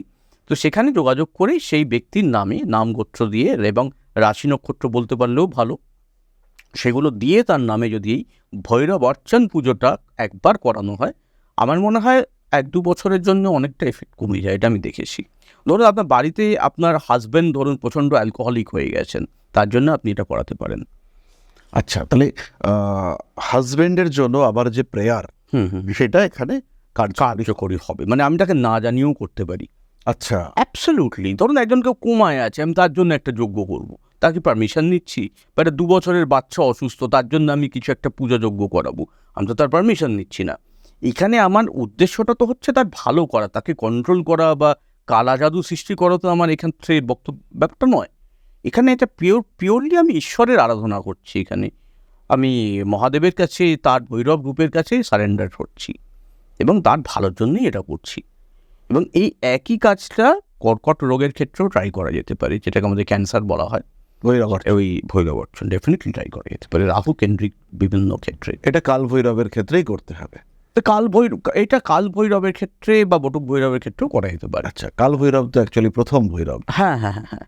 কিন্তু এটা এটা বিশেষ বিশেষ ক্ষেত্রে আমি বলি, আমার যারা প্রিয়, যারা ব্রাহ্মণ কাশীতে আছেন বা ত্রম্বকেশ্বরে আছেন, তাদের আমি বলি যে একটা ভৈরব মন্দিরেই ভেতরে যদি এই কাজটা করা হয় তাহলে আরও স্ট্রং কাজ হয়। কারণ আমি নর্মাল শিব মন্দিরে করছি না, বিশেষ করে একটা ভৈরবের মন্দিরেই পুরো কার্যকারিতাটা সকাল থেকে সন্ধ্যে অবধি চলে, 5 জন ব্রাহ্মণ এই কাজটা করে, ওতে একটু ব্যয়বহুল তো হবেই, স্বাভাবিক। এবং এত বড় একটা কাজ হচ্ছে, আমি আর কি একটা অদ্ভুত জিনিস দেখেছি যে একটা বিজনেস মানুষ করতে চলেছেন, বিজনেস করতে গিয়ে সেইখানে সেই বিজনেসের জন্য পুজো হচ্ছে, হয়তো 2 কোটি টাকার ডেকোরেশন, কিন্তু পুরোহিত মশাইকে 200 টাকা দিতে গিয়ে মানুষজন আর কি দুশ্চিন্তাগ্রস্ত হয়ে হচ্ছে। তাহলে পুজো করার আমি দেখেছি ঠিক এখানে বলেছেন আপনি।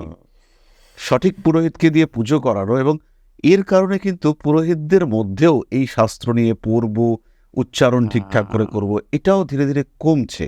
হ্যাঁ, তবে আউট অফ বেঙ্গল এখানে কিন্তু পুরোহিতদের নলেজ বেটার, অনেক বেশি তারা ফাইন্যান্সিয়াল এনকারেজমেন্টটা পাচ্ছেন বলেই তারা এই নিয়ে সময় দিচ্ছেন।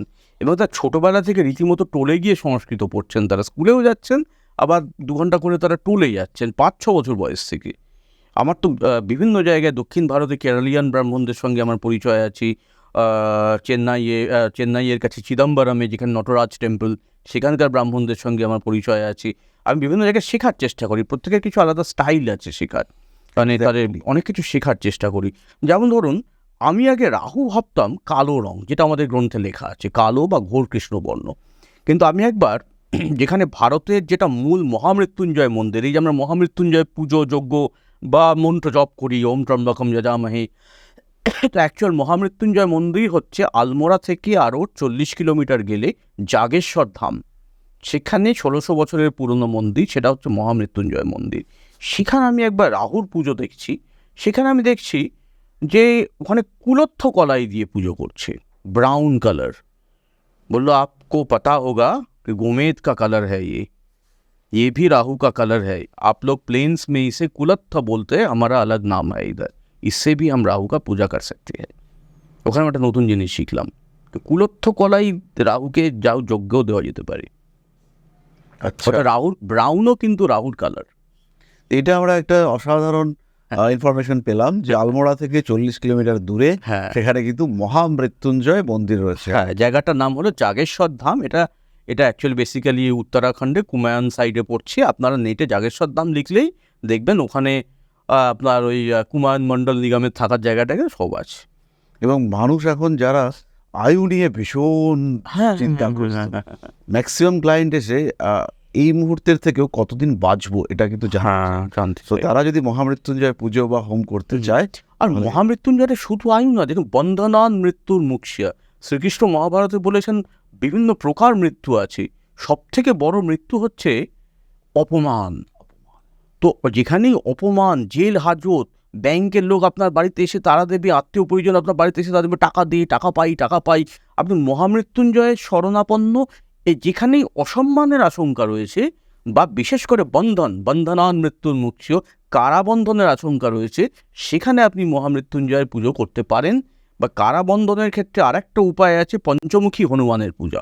অর্থাৎ এই যে অষ্টদিক বন্ধনম, মানে 8 রকম ভাবে মানুষের ক্ষতি হতে পারে, হানি হতে পারে, মৃত্যুতুল্য কষ্ট। তো তো সেই সমস্ত উপায় করবার জন্য মহামৃত্যুঞ্জয়ের হোম করা উচিত। হ্যাঁ, এবং যদি দৈহিক বন্ধন হয়, মানে লিটারালি আক্ষরিক অর্থে বন্ধনের আশঙ্কা থাকে, এবং যদি সেটা রাহুর কারণে যদি লক্ষ্য করা যায়, তাহলে অবশ্যই আপনারা পঞ্চমুখী হনুমানের যাগযজ্ঞ পুজো করাতে পারেন। কিন্তু একটা কথা বলবো, একটু বিশ্বাস রাখতে হবে, যাকে দিয়ে পুজো করাবেন তাকে সন্তুষ্ট করতে হবে, তিনি যেন মন প্রাণ দিয়ে আপনার জন্য ঈশ্বরকে ডাকেন। সেই ডাকার অবস্থা, তার মনের নিশ্চিন্ততাটা আপনাকে দিতে হবে। আদি শঙ্করাচার্য যখন, উনি তো ব্রাহ্মণ ছিলেন এবং উনি তো সাধু ছিলেন, ভিক্ষুক ছিলেন, উনি যখন ভিক্ষা করতে করতে বিভিন্ন জায়গায় যেতেন, তখনকার বর্ণনা আমি যা পড়েছি, সেখানে বলা হচ্ছে যে একজন গরিব মহিলা, তার বাড়িতে শুধু একটা আমলকি ছাড়া কিছু নেই। সে বলছে, কি আনন্দ, আপনি আজকে সাধু সেবা করার সুযোগ আমি পেয়েছি, আর ঘরে কি আছে, আর ঘরে কি আছে, কি দিতে পারি আমি। আর আমরা এখন ভাবি, আমার বাড়িতে ছাড়া জায়গা পেল না আসার। এই যে আমরা রেগে যাই মন্দিরে টাকা চাইছি, আমি তো চাওয়ার আগে তার 3 গুণ টাকা দিয়ে দিই। মন্দিরটাকে তো চালাতে হবে, মন্দির থেকে আমি যদি পেতে চাই কিছু, হ্যাঁ অনেক সময় তারাও অসাধু হন, ঠকান, মানছি, কিন্তু আমরা কিন্তু খুবই মন্দিরে গিয়ে কৃপণতা করি। হ্যাঁ, এইটা একটু তাদের দিকটাও দেখা উচিত, তাদের এরকম করতে হচ্ছে কেন, আমাদেরও একটু দেখা উচিত। মন্দিরে গিয়ে অনেকেই একটা 10 টাকা, একটা 1 টাকা ওগুলোর কি আজকালকার, এবং বলছে 5 শিকে কোন যুগে শনি মন্দির, এখন থেকে শিখেই এখন পাওয়া যায় না। ওইগুলো কি করলে হয়, একটু তো বুঝতে হবে না, সব দিক চিন্তা করতে হবে। এক্স্যাক্টলি এটা এবং যত দিন যাচ্ছে মানুষের মধ্যে এই রাহুর প্রভাব এটা সত্যি সত্যি ক্রমাগত বাড়ছে, এবং দেবদেবীর প্রতি ভক্তি বা তাদের সম্পর্কে জানার আগ্রহ এটা ক্রমাগত কমতে থাকছে। আমরা দেবদেবীদের দ্বারে যাচ্ছি, কিন্তু বিশ্বাস করছি বলে ততটা নয়, অস্তিত্ব আছে কিনা আমরা শিওর নয়, দেখিনি, জানি না বাবা, কি জানি হয়তো আছে, সবাই গেছে, যাই, না গেলে যদি কোনো ক্ষতি হয়, যাই টাকা পয়সাতে একটু চেয়ে আসি, হয়তো কিছু পাবো, কিন্তু 100% ফেথ নেই। যে আছে তো বটেই, তাই জন্যই আমার যেতেই হবে, সে 100% ফেথ নেই। তো ম্যাক্সিমাম লোককে জিজ্ঞেস যদি আপনি করেন, বলেন পূর্বজন্ম, এগুলো মনে হয় মুনি ঋষিরা এমনি বলেছেন যাতে আপনার ভালোভাবে থাকি। একটাই তো জীবন, বলুন, কে আর পূর্বজন্ম পরজন্ম দেখেছে? এরা কেউ সনাতনী বা হিন্দু হতে পারে না। না, এরা সনাতনী নয়, এরা নামে হিন্দু। এবং এই জায়গাটাতে মুনি ঋষিদের কথাতে একটা জিনিস আমি আগেই বলতে যাচ্ছিলাম, তো এটা আমার অদ্ভুত লাগে। আমি যতটুকু জানি ভারতের প্রথম অবজারভেটরি তৈরি করেছিলেন সবাই জয়সিংহ। তো উনি একাধিক যন্ত্র তৈরি করেছিলেন যেগুলোর মাধ্যমে মহাকাশের বস্তুগুলোকে বা বিভিন্ন জিনিসকে অবজারভেশন করা যেত। তো সেটা আমাদের হিসেবের বছরের মধ্যে, কিন্তু তার আগে এই মুনি ঋষিরা, রিসেন্টলি আমি একটা টেলিস্কোপ কিনেছি, তো সেটা দিয়ে আমি ছবি ভালো করে বৃহস্পতিকে দেখার চেষ্টা করলাম। তো সেই বৃহস্পতি যাকে পাওয়ারফুল একটা টেলিস্কোপ দিয়ে দেখা যাচ্ছে ওইটুকু, সেই বৃহস্পতি একটা অ্যাপ আছে স্টেলারিয়াম, আপনাকে বলি, হয়তো আপনি জানেন এটা, তো সেটাতে পুরো আকাশটাকে দেখা যায় কোথায় কোন গ্রহ আছে। আমি দেখলাম কর্কটে বৃহস্পতি আছে, এবং কর্কট রাশিটা কোথায় আছে এটা মানে আমি ওই অ্যাপের থ্রুতে বুঝতে পারলাম। কিন্তু আমার অদ্ভুত লাগে যে এই প্রাচীন মুনি ঋষিরা কি ক্ষমতা তাদের, যে তারা ওই বিষয়গুলোর এক্স্যাক্ট লোকেশন এবং এক্স্যাক্ট ম্যাথামেটিক্সটা তারা বার করে গেছেন।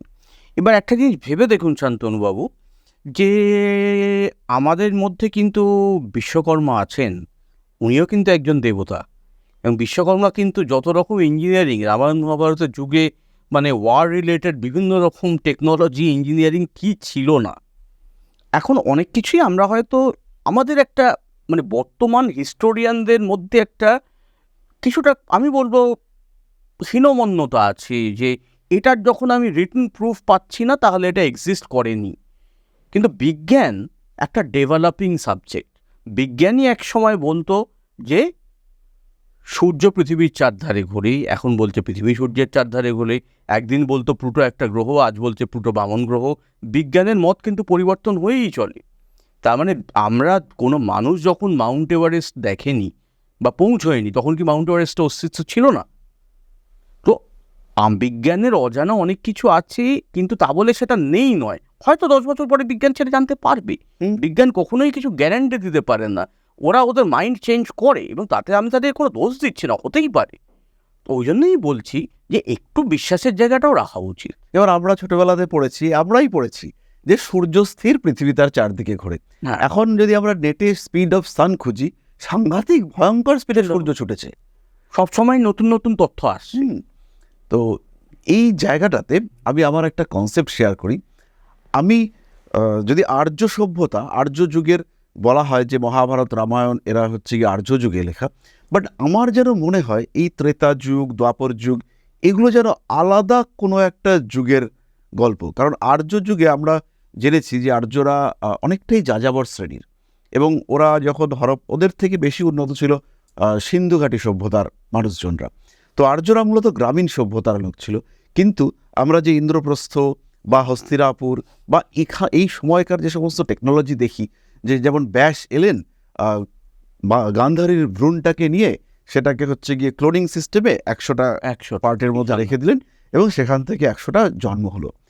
তার আগে কৃপাচার্য এবং কৃপি তাদের জন্ম হয়েছিল কলসির মধ্যে। হ্যাঁ, কার্তিকের জন্ম আমরা যদি দেখি সেটা হচ্ছে গিয়ে পাহাড়ের কন্দরে, পাহাড়ের খাঁজে, এবং সেখানে কিন্তু একটা ওই স্পার্ম প্রিজার্ভেশন সিস্টেম ছিল। ভগবান শিব তারই শুক্রাণু ধারণ করেছিলেন অগ্নিদেব, এবং তিনি প্রিজার্ভ করে রেখেছিলেন।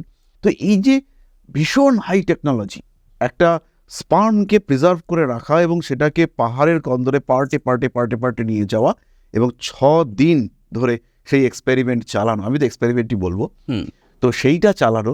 তো আপনার কি মনে হয় যে এটা এক্স্যাক্টলি আর্য সময়কারী বিষয়, বা এটা অন্য ইউনিভার্স বা আলাদা টাইমলাইন বা অন্য একটা সময়কাল, অন্য কিছু যুগ? যেমন আমরা জানি যে ব্রহ্মা যিনি পরমপিতা এবং সৃষ্টিকর্তা, এখন আমরা আমাদের জ্যোতিষ গ্রন্থতে দেখি যে তারও একটা লিমিটেড আয়ুষ্কাল রয়েছে, যদিও সেটা কোটি কোটি কোটি কোটি বছর, কিন্তু তারও একটা আয়ুর লিমিটেশন রয়েছে। এবং পৌরাণিক হিসেব মতে এখন সম্ভবত আমাদের বর্তমান যিনি ব্রহ্মদেব রয়েছেন তার 51তম বছর চলছে। আর এই 51তম বছরটা সম্ভবত আমাদের পার্থিব হিসেব অনুযায়ী 4000 কোটি বছরের মতন একটা সময়কাল। তো এই ক্ষেত্রে আপনি পার্সোনালি একদম ব্যক্তিগত ধারণায় আপনি কি মনে করেন যে এই ব্যাপারটা কি, এই যে মহাভারতের এত অস্ত্র, এত মিসাইলস, তারপরে এত চিকিৎসা বিজ্ঞানের পদ্ধতি, আজকে আহত হয়ে যাচ্ছে, তীরের পর তীর বিদ্ধ হচ্ছে, পরের দিন বেঁচে থাকছে, ইচ্ছা মৃত্যু, কি সাংঘাতিক ব্যাপার! ওরে বাবা, এই তো আলটিমেট, একদম আলটিমেট। তারপরে দেখুন আয়ুর্বেদের কি সাংঘাতিক ব্যবহার, বিভিন্ন গাছপালা, বিশল্যকরণী ইত্যাদি সব কিছুর জ্ঞান। এখানে ব্যাপারটা হচ্ছে কি, দেখুন আমি যদি নিজেকে প্রকৃত সনাতনী মনে করি, তাহলে আমাকে এমন কিছু জিনিস মানতে হবে যেগুলো আমাদের স্কুলে পড়ানো হয় না। স্কুলে তার অন্য ধরনের কথা পড়ানো হয়। তখন আমাদের স্কুলে কি বলা হয়, মানুষ বাঁদর জাতি থেকে এসেছে। কিন্তু আমরা যদি আমাদের ধর্ম দেখি, সেখানে এই ধরনের কিছু নেই। বাঁদর আলাদা, মানুষ আলাদা, এবং মানুষ অনেক আগেও ছিল, অন্য যুগ ছিল। বারবার পৃথিবী ধ্বংস হয়েছে, তার আগে অন্য যুগ এসেছে, তার আগে অন্য যুগ ছিল। এগুলো কিন্তু আমাদের ধর্মে আছে, খুব ক্লিয়ারলি লেখা আছে। তো এবং এই যে আমাদের যেটা বলা হচ্ছে যে আমরা যে পরাশরীয় হোরা, যে গ্রন্থটি আমরা পড়ছি, তো পরাশরীয় হোরা তো মোর দ্যান 5000 ইয়ার ওল্ড। কারণ আমাদের এখানে আমার কলিযুগটা যেখানে শুরু হলো, সেটা মোটামুটি 5100 সামথিং বছর আগে, যখন শ্রীকৃষ্ণ ব্যাধের বাণে দেহত্যাগ করলেন, তখন আমাদের শুরু হলো, যেটা আমাদের কলিযুগ শুরু হলো। তো এই টাইমটা যদি আমি ধরি মহাভারতের যুদ্ধর পর, তো সেটা তো ব্যাসদেবের সময়, যখন ভগবদ্গীতা তার আগে রচিত হয়েছে। তো এবার তার আগে কিন্তু ঋষি পরাশর, তার পিতা ঋষি পরাশর, এবং ঋষি পরাশরের গ্রন্থ আমরা এখানে পড়ছি। আমরা এখনও লাকিলি আমরা পাচ্ছি, হয়তো আরও বেশি ছিল, যতটা পাচ্ছি তার থেকেও আমরা অনেকটা শিখতে পারছি।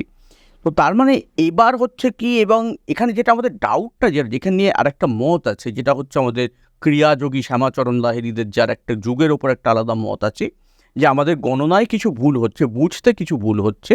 যুগগুলো অত বড় নয়, যে কলিযুগ 4,32,000 বছর, অত বড় নয়, এর থেকে সংখ্যাটা কম।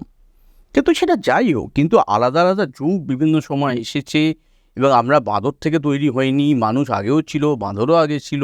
তো সেটা একটা অন্য ধরনের শাস্ত্র।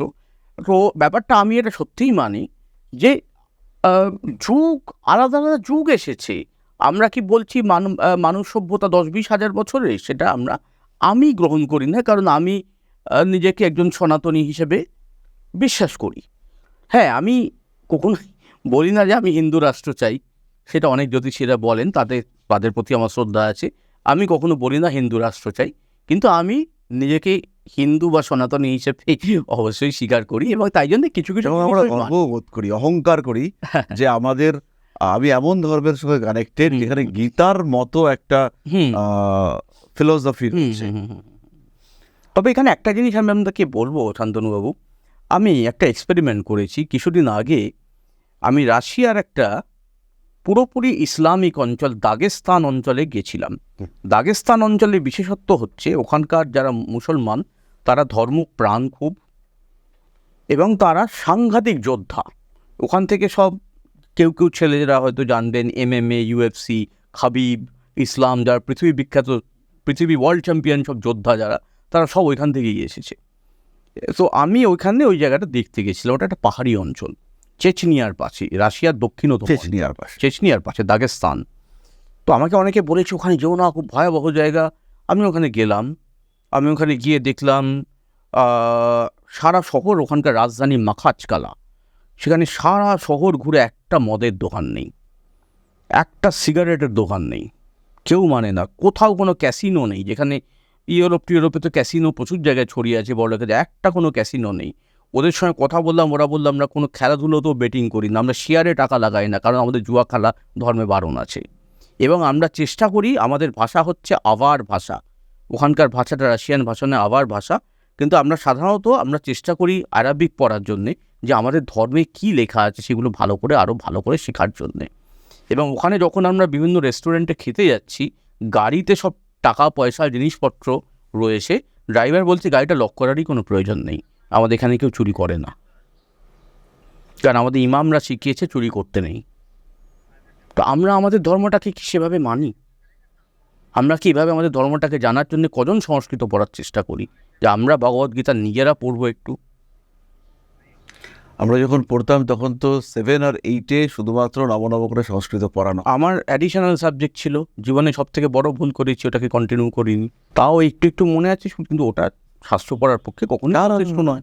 পৃথিবীর বলা যেতে পারে কঠিনতম ল্যাঙ্গুয়েজ, এবং যেভাবে তারা লিখে গিয়েছেন তাদের সবসময় ত্রর্থক বা আরো বেশি অর্থ হ্যাঁ, একটা সাবজেক্টের মধ্যে বা একটা শ্লোকের মধ্যে রয়েছে। জটিল, অবশ্যই, সে তো বটেই। তো যাই হোক না কেন, আমাদের আরেকটু নিজেদের জানার চেষ্টা করতে হবে, বোঝার চেষ্টা করতে হবে। শুধু বইপত্র আর লেকচার, সদ্গুরু কি বলছেন, বা আমাদের ধরুন আমাদের ওশো কি বলেছেন, তাদের কথা আমরা শুনবো, কিন্তু আমরা নিজেরাও একটু ডিপে গিয়ে একটু নিজেরাও গ্রন্থগুলোকে নাড়াচাড়া করি, এটা আমার অনুরোধ। আত্ম উপলব্ধিটাও দরকার। হ্যাঁ, দরকার। তাহলে এই একটা ট্রেন্ড আসছে, বেশ কিছু মানুষ জ্যোতিষীদের দ্বারা ডিস্টার্বড হচ্ছেন, মিসগাইডেড হচ্ছেন।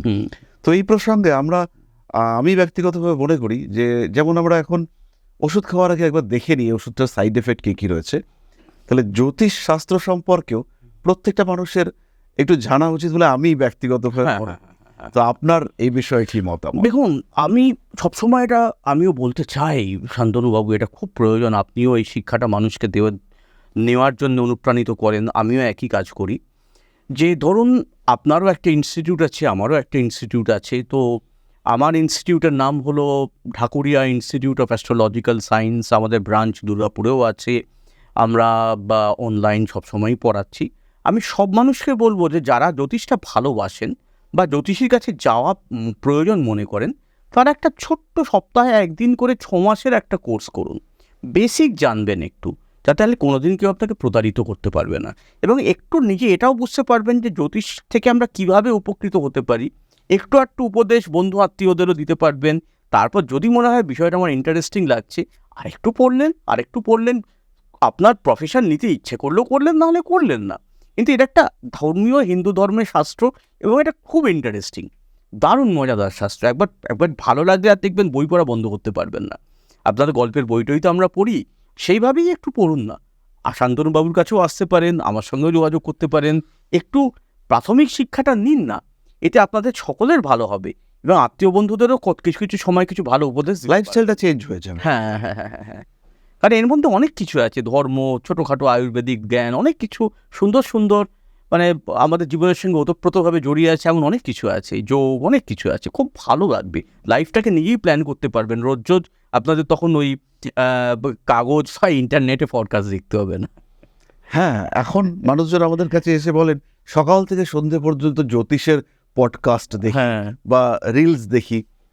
এর থেকে যদি একটু পড়াশুনো করে নিজেরা নিজেদের লিমিটেশনটুকু কতটুকু আমি হুম। পেতে পারি, আমার আধার কতটুকু, যে আমি ভাবতেই পারি আমি মুকেশ আম্বানি হব, কিন্তু সেটা হওয়ার যোগ্যতা আমার আছে কি না, এটা যদি তারা একটু হ্যাঁ, রিয়ালাইজ করেন, বা আমার ইউনিভার্স আমাকে সেই যোগ্যতা দিয়ে পাঠিয়েছে কিনা, হ্যাঁ। যেটা তার কুণ্ডলিতে রিফ্লেক্ট যোগ্যতা না হলে কি করে হবে? যোগ্যতা, তার সঙ্গে ভাগ্য, পরিশ্রম, সততা, অনেক কিছু মিলিয়ে সেই জায়গাটায় পৌঁছানোর জায়গাটা আসছে। কিন্তু কিছুটা তো একটা যোগ্যতা, মিনিমাম তার ট্যালেন্ট, যোগ্যতা থাকা। যোগ্যতা বলতে অ্যাস্ট্রোলজিক্যাল যোগ্যতা অবশ্যই, সেটাই তো আর যে কি। কুণ্ডলিতে কি Potential. রিফ্লেক্ট করছে। পোটেনশিয়ালটা, অ্যাস্ট্রোলজিক্যাল পোটেনশিয়ালটা তার আছে কিনা, তাকে পারমিট করছে কিনা, তার কর্মফল তাকে পারমিট করছে কিনা।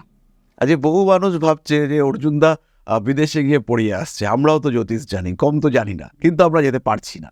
তো এটা তো হচ্ছে গিয়ে তার চার্ট স্পেসিফাই। হ্যাঁ, না, আরও একটা ব্যাপার আছে এখানে, আমি কিছু কথা আমার ছাত্রছাত্রীদের এবং সবাইকেই বলতে চাই, যে আমাদের বাংলায় কিন্তু খুব ভালো ভালো জ্যোতিষী আছেন, নেই তা নয়, খুব ভালো ট্যালেন্টেড মেধাবী মানুষ জ্যোতিষ নিয়ে পড়াশোনা করছেন, কিন্তু আমরা গুরুত্ব দিই তাদেরই যারা বিজ্ঞাপনে বেশি করে মুখ দেখান। এক্স্যাক্ট। আমাদের কিন্তু একটু চেষ্টা করতে হবে রেফারেন্সের মাধ্যমে, যেমন আমরা ডাক্তারের কাছে যাই, আমরা কি অ্যাড দেখে ডাক্তারের কাছে যাই না রেফারেন্স দেখে যাই? অ্যাড দেখে কখনো কখনো যেতে পারি, একটু বড় হসপিটালে অ্যাড দিচ্ছে যেতে পারি, তো সাধারণত আমি আপনাদের বলবো যে কাউকে একটু জিজ্ঞেস করুন, ভাই তুমি কি কাউকে দেখিয়েছো কখনো, কেউ উপকার পেয়েছো কারোর থেকে, কাউকে চেনো, এভাবে একটু একটু রেফারেন্স নিয়ে যান। তাতে তিনি বিখ্যাত কি অবিখ্যাত সেটা বড় কথা নয়, একটু রেফারেন্স নিয়ে যান। এবং অনেক সময় ভাবেন, বাবা আমি তো শ্রীরামপুরে থাকি, আমি গড়িয়া যেতে পারবো না, ওটা বড় কথা নয়। আমাকে দেখাতে এক একজন মানুষ অনেক দূর দূর থেকে, অন্য দেশ থেকে, অন্য দেশেও এসেছেন, তখন অনলাইনের চল অতটা ছিল না, বিফোর কোভিড। যেমন আমি একটা খুব ইন্টারেস্টিং কথা বলছি, যে একটা রাশিয়াতে অনেক বছর আগে, প্রায় 12-13 বছর আগে, একটি মেয়ে, তার বয়স তখন 25 বছর মতন, তো সে আমাকে দেখাতে এসেছে। সে কিন্তু 6 ঘন্টা বাস জার্নি করে একটা অন্য শহর থেকে আমার কাছে এসেছে দেখাবে বলে, ঠিক টাইমে পৌঁছেছে, ওরা কিন্তু দেরি করে না, টাইমে পৌঁছবেই, ঠিক টাইমে পৌঁছেছে। এবং মেয়েটির সঙ্গে যখন কথা হচ্ছে, মেয়েটি আমায় বলছে যে আমার 2 মাস হলো চাকরি চলে গেছে, আমার কোনো রোজগার নেই, তা আমি শুধু একটু ইংলিশ রাশিয়ান অনুবাদ করে খুব অল্প রোজগার করছি। আমি গত মাসে মাত্র 10-12 হাজার টাকা, যেটা ওদের মূল্যে কিছুই নয়, মানে জাস্ট সামান্য চা কফি খাওয়ার টাকা, ওটুকুই রোজগার করতে পেরেছি। তো তখন আমার ফিসটাও ওখানে 10-12 হাজার টাকাই। তো এটা 12-13 বছর আগে। তো ওই টাকাটা আমি এনেছি তোমাকে দেবো বলে।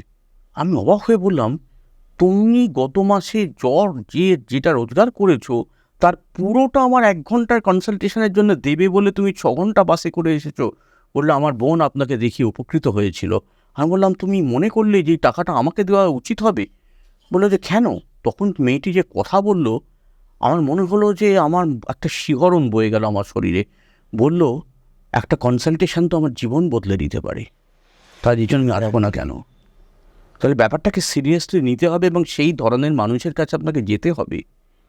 সেটা আমি বা শান্তনু ভাই সেটা বলছি না, অনেকেই এরকম আছেন, কিন্তু বিজ্ঞাপন এবং খ্যাতি দেখুন, কিন্তু তারপরে তাকে কেউ দেখিয়েছেন কিনা একটু রেফারেন্সের দিক থেকেও চেক করুন, সেটাও দরকার। এক্স্যাক্টলি। না হলে হচ্ছে গিয়ে অদ্ভুত অদ্ভুত চিন্তাভাবনা, অদ্ভুত অদ্ভুত ক্ষমতা, এগুলো আমরা দেখতে পাবো, যে আমি সব পাল্টে দেবো, সব চেঞ্জ করে দেবো। হয়, এটা কখনো হয় না, এটা আমরা কেউ সম্ভব না। ভগবান, সে তো ভগবানই একমাত্র পারবেন। কারণ দুঃখ, দুর্দশা, সমস্যা, স্ট্রাগল, এগুলো তো আমাদের জীবনেও আছে। এবং আরেকটা জিনিস আমি পরামর্শ দেব, যে এমন মানুষের কাছে যাবেন যিনি মানুষ হিসেবে বিশ্বাসযোগ্য এবং ভালো। সেটা আপনি চিকিৎসক, উকিল, জ্যোতিষী, আপনি যে প্রফেশনে, ইঞ্জিনিয়ার, সিভিল ইঞ্জিনিয়ার, যে প্রফেশনেই যান, মানুষ হিসেবে যিনি ভালো তাকে একটু খুঁজে বার করার চেষ্টা করুন, মানুষ হিসেবে যাকে আপনি বিশ্বাস করতে পারবেন। আমি একজন জ্যোতিষীর কথা বলছি, নাম আমার মনেও নেই, দিল্লির একজন অল্প বয়সী জ্যোতিষী। পোল্যান্ডের আমার একজন ক্লায়েন্ট একটি নেপালি ভদ্রলোককে বিয়ে করতে চাইছিলেন, তাই জন্য কুষ্ঠিটা, তার নিজের কুষ্ঠি এবং নেপালি ভদ্রলোকের কুষ্ঠি ওই দিল্লির জ্যোতিষীর কাছে পাঠিয়েছিলেন। দিল্লির জ্যোতিষী অবিবাহিত ছিলেন, তার বয়স খুব একটা ছিল না। দিল্লির জ্যোতিষী তাকে বলে পাঠালেন, নেপালের লোকটার সঙ্গে তোমার ছকটা মিলছে না, আমার ছকের সঙ্গে তোমার ছকটা মিলছে, তুমি আমাকে বিয়ে করবে। এটা একটু বিচিত্র নয় কি? অবশ্যই বেশি। আমি তো ভারতীয় হিসেবে, একজন জ্যোতিষী সমাজের প্রতিনিধি হিসেবে আমি মাথা নিচু হয়ে গেল আমার যখন উনি এই কথাটা বললেন। এবং ভদ্রমহিলা এতটাই সরল, সেই দিল্লি জ্যোতিষী ছকটাও আমায় দেখাচ্ছেন, যে বলেছে এটা কি সত্যি। এতটাই সরল, তিনি সরল, ভয় পেয়ে গেছেন। এমনভাবে সে বলেছে যে নেপালি লোক তোমায় এই করে দেবে, সেই করে দেবে, তোমায় মেরে ফেলবে, আমি তোমার পক্ষে উপযুক্ত পাত্র। কি সাংঘাতিক! আপনি যদি খারাপ লোকের কাছে গিয়ে পড়েন, আপনি খুব ভয়ঙ্কর ভয়ঙ্কর বিপদে পড়তে পারেন। অবশ্যই। হ্যাঁ, কারণ এখানে মানুষ নিজের ভাগ্যকে উন্মুক্ত করছে, তার জীবনের সমস্ত সব গোপন secret কথাগুলো বলছে, আমাদের হ্যাঁ। বলছে। আমাদের তো বিশ্বাসযোগ্য হওয়া উচিত। হ্যাঁ। আরেকজন জ্যোতিষী আমাকে বলেছিলেন, আচ্ছা একটা জিনিস করলে হয় না, আমাদের কাছে অনেক অল্প বয়সী ছেলে মেয়েদের ছক আসছে, যাদের বিয়ে হচ্ছে না, তারা বিয়ে করতে চাইছে, সেই ডেটাগুলোকে আমরা যদি সেল করি বিভিন্ন ম্যারেজ ব্যুরোর কাছে, আমরা তার থেকে ইনকাম করতে পারবো। তারা ওদের অ্যাপ্রোচ করবে, আমরা সেই ডেটা সেল করে ইনকাম করলে কেমন হয়? কী বিপদ, কি সাংঘাতিক! কী সাংঘাতিক ব্যাপার! এগুলো আমাদের দেশে বেশি হচ্ছে, এটা উচিত না। তাহলে আজকের আমরা অনেক কিছু জানলাম, এবং অর্জুনদা এত সরল, স্বাভাবিক, সাবলীলভাবে তার অভিজ্ঞতা আমাদের সঙ্গে শেয়ার করলেন। শুধু আমি বা যারা জ্যোতিষ ভালোবাসি তারা নয়, সমাজের প্রত্যেকটা মানুষ, যারা ইচ্ছে হোক, অনিচ্ছায় হোক, প্রয়োজনে হোক, কারুর দ্বারা অনুপ্রাণিত হয়ে হোক, জ্যোতিষের প্রতি নির্ভরশীল প্রত্যেকটি মানুষ কিন্তু আজকের এই আলোচনার দ্বারা উপকৃত হবে। এবং আমি আজকে এই অর্জুনদার সঙ্গে যে বসেছি, এটা আমার সৌভাগ্য, এবং আমি খুব আনন্দিত যে আজকে আমি এরকম একজন মানুষ, যিনি একদম মাটির সঙ্গে মিশে থাকা উচ্চস্তরীয় একজন মানুষ, তার সঙ্গে বসতে পারলাম। এটা কিন্তু আজকে আমার সৌভাগ্য। এবং জ্যোতিষ শাস্ত্র চর্চাকারী, জ্যোতিষ প্রেমী হিসেবে আমার কিন্তু এটা অবশ্যই একটা গর্বের দিন। তো আজকে সময় তো প্রায় শেষ হয়ে এসেছে, আলোচনা শেষ হয় না, সময় ফুরিয়ে যায়। আজকে আমরা এই পর্যন্তই। সবাই খুব ভালো থাকুন। আর আমরা অর্জুনদার সুস্বাস্থ্য, সমৃদ্ধি, উৎপত্তি ইত্যাদির জন্য শুভকামনা জানাই মা আদিশক্তির কাছে। সেই সঙ্গে সঙ্গে আপনাদের জীবনও মা শ্রী শ্রী আদিশক্তির আশীর্বাদে আরও সমৃদ্ধ হয়ে উঠুক, আরও সুন্দর হয়ে উঠুক, এই কামনা করি। আমিও একই কথা বলছি, আপনারা সকলে ভালো থাকুন এবং একটাই আশীর্বাদ করুন, আমি যেন চিরকাল মাটির সঙ্গে মিশেই থাকতে পারি। ঠিক আছে, ভবিষ্যতে কখনো আবার নিশ্চয়ই দেখা হবে। নমস্কার।